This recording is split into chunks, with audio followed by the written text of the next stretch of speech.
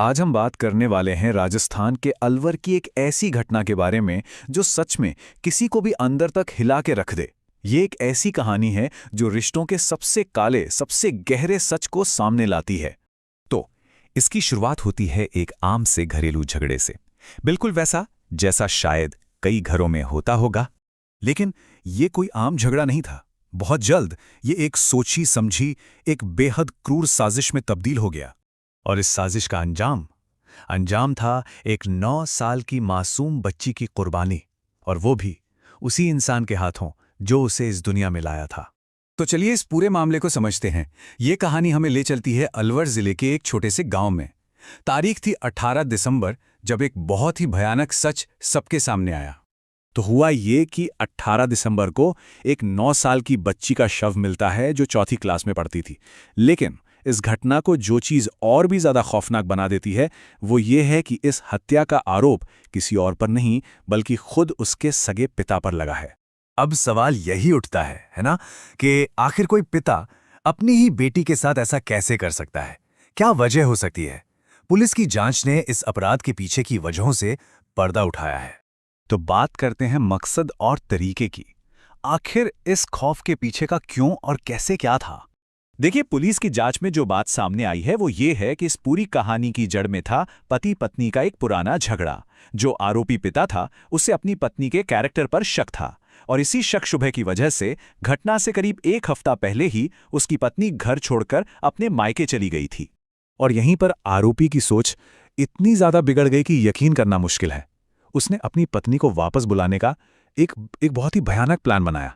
उसे लगा कि अगर वो अपनी ही बेटी को मार देगा तो बेटी की मौत का दुख उसकी पत्नी को घर वापस ले आएगा।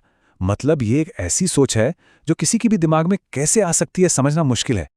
और ये सब कुछ अचानक गुस्से में नहीं हुआ, नहीं, ये एक पूरी तरह से प्लान की हुई हत्या थी। उस दिन सुबह जब वो बच्ची बकरियां चराने के लिए घर से निकली तो पिता उसके पीछे पीछे गया। घर से बस आप सोचिए सिर्फ 400 मीटर की दूरी पर झाड़ियों में ले जाकर उसने अपने इस भयानक प्लान को अंजाम दिया। बाद में गांव वालों को वहां बच्ची का शव मिला। और हमला कितना क्रूर था इसका अंदाजा इस बात से लगाया जा सकता है कि पोस्टमार्टम रिपोर्ट में यह सामने आया कि बच्ची का गला इतनी बेरहमी से दबाया गया था कि उसकी गर्दन की हड्डी तक टूट गई थी। ये डिटेल इस अपराध की भयावहता को और ज्यादा बढ़ा देती है। तो जब ये जघन्य अपराध सामने आया तो पुलिस और गांव वालों ने मिलकर बहुत तेजी से एक्शन लिया। सबसे पहले तो गांव वालों ने ही बॉडी देखकर पुलिस को इन्फॉर्म किया, और जब बच्ची की मां ये खबर सुनकर वापस लौट रही थी उसी वक्त गांव वालों ने आरोपी पिता को पकड़ लिया और उसे पुलिस को सौंप दिया। इसके बाद फोरेंसिक साइंस लैबोरेटरी यानी FSL की टीम मौके पर पहुंची और उन्होंने वहां से सारे जरूरी सबूत इकट्ठा करने शुरू कर दिए। तो जैसे ही आरोपी पकड़ा गया कानूनी प्रक्रिया भी शुरू हो गई, और जाहिर है इस मामले में बहुत ही गंभीर कानूनी धाराएं लगाई गई हैं। तो देखिए, आरोपी पर जो सबसे मुख्य धारा लगी है वो है IPC की धारा 302 यानी मर्डर का चार्ज। इसमें सजाए मौत या फिर उम्र कैद तक हो सकती है। इसके साथ साथ सबूत मिटाने के भी चार्जेस लग सकते हैं। और पुलिस ये भी इन्वेस्टिगेट कर रही है कि कहीं बच्ची के साथ कोई सेक्सुअल असॉल्ट तो नहीं हुआ था। अगर ऐसा कुछ साबित होता है तो फिर पॉक्सो एक्ट की धाराएं भी इसमें जोड़ी जाएंगी। तो अभी के लिए पुलिस की पूरी प्रक्रिया FSL रिपोर्ट पर टिकी हुई है। ये रिपोर्ट बहुत ज्यादा जरूरी है क्योंकि इसी से यह साफ हो पाएगा कि मर्डर के अलावा कोई और अपराध जैसे कि यौन शोषण हुआ था या नहीं, और इसी रिपोर्ट के आधार पर फाइनल चार्जेस तय किए जाएंगे। तो अब न्याय की लड़ाई शुरू हो चुकी है और ये देखा जा रहा है कि अदालत में आगे का रास्ता क्या होगा।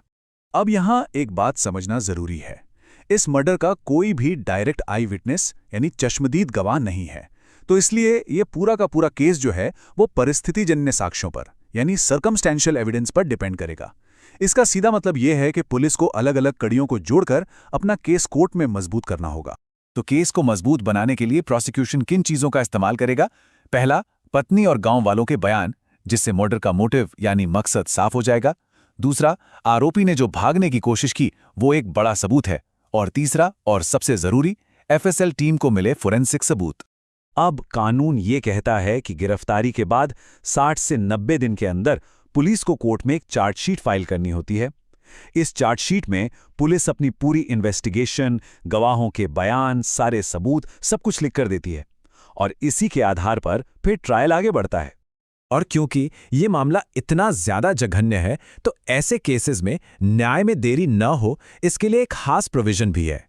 अधिकारी इस मामले की सुनवाई के लिए फास्ट ट्रैक कोर्ट की रिक्वेस्ट कर सकते हैं, ताकि पीड़ित परिवार को जल्द से जल्द इंसाफ मिल सके। तो आखिर में ये घटना एक बहुत ही दुखद उदाहरण है इस बात का कि कैसे घरेलू हिंसा और आपसी झगड़े एक मासूम की बलि ले सकते हैं। ये सिर्फ एक क्राइम नहीं है, बल्कि हमारे समाज के लिए एक बहुत बड़ी चेतावनी है। और ये पूरी घटना हमें एक बहुत गहरे सवाल के साथ छोड़ जाती है कि जब एक रक्षक ही भक्षक बन जाए, तो एक समाज और एक पूरा जस्टिस सिस्टम इस टूटे हुए भरोसे से कैसे उभरे, उस भरोसे को दोबारा कैसे कायम किया जाए। शायद इस सवाल का जवाब खोजना हम सबकी एक साझी जिम्मेदारी है।